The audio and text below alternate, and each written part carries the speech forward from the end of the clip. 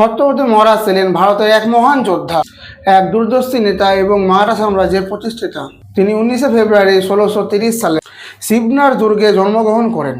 তার পিতার নাম ছিলেন শাহাজি ভোসলে এবং মাতা জিজাবাই ভোসলে ছিলেন ধার্মিক ও তিনি শিবাজী মহারাজের চরিত্র গঠনে বড় ভূমিকা নিয়েছিলেন।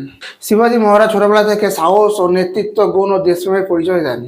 1674 সালে শিবাজী মহারাজ ছত্রপতি উপাধি নিয়ে মারাঠা সাম্রাজ্যে রাজ্য অভিষেক করেন। তিনি কেবল একজন যোদ্ধাও ছিলেন না, দক্ষ শাসকও ছিলেন। তিনি প্রশাসনে ন্যায়, ধার্মিক সহনশীলতা এবং তিনি প্রজাদের কল্যাণ নিশ্চিত করেছিলেন। মহারাজ কোনোদিন ধর্মের বিরুদ্ধেও বৈষম্য করেননি এবং সব ধর্মের মানুষকে সম্মান দিতেন। তার নেতৃত্বে মারাঠা শক্তি মুঘলদের বিরুদ্ধে বড় চ্যালেঞ্জ হয়ে দাঁড়ান।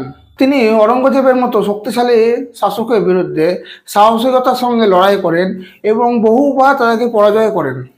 3 এপ্রিল 1680 সালে শিবাজী মহারাজ মৃত্যুবরণ করেন, কিন্তু তার আদর্শ ও বীরত্ব ও প্রশাসনিক নীতি মানুষকে আজও অনুপ্রাণিত করেন। শিবাজী মহারাজ শুধু একজন রাজা ছিলেন না, তিনি ছিলেন একজন জননেতা ও সংস্কারক ও প্রকৃত দেশপ্রেমী ছিলেন। তার জীবন আমাদের শেখায়, ইচ্ছা ও সাহস ও সৎ উদ্দেশ্য থাকে তাহলে যে কোনো প্রতিবন্ধতাকে জয় করা সম্ভব। শিবাজী মহারাজের স্টোরিটা কেমন লাগলো আপনারা কমেন্টে অবশ্যই লিখে জানাবেন।